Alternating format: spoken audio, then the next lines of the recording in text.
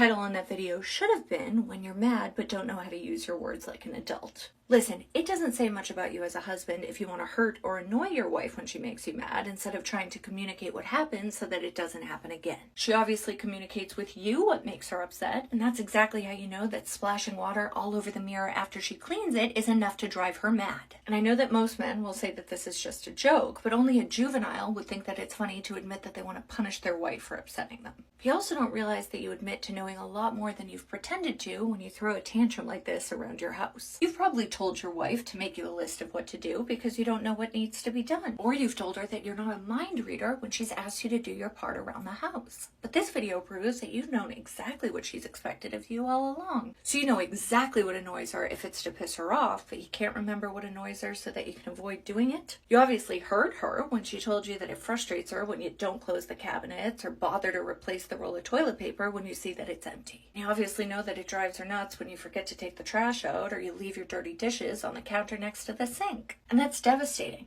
because it means that you have all the answers when it's to hurt her, but not when it's to help her. You used weaponized incompetence to feign ignorance, but you obviously knew what mattered to her all along. And that means that you had the tools to make her feel seen, heard, and understood, and yet you chose not to. You tend to expose things when you're angry that you try to hide when you're not. So you end up exposing that you were never incompetent, you were just unwilling. But women shouldn't only feel seen when you're mad at them, and they shouldn't only get proof that you've been listening when you're throwing the words they've said to you back in their face. This is all very simple, because you knew how to participate in your household all this time, but yet you chose to hold on to all that information until you wanted to make her feel as mad as she made you. So I know that this video may have made you feel manly, but there's nothing manly about showing restraint in some areas if you're just going to brag about abusing someone in others.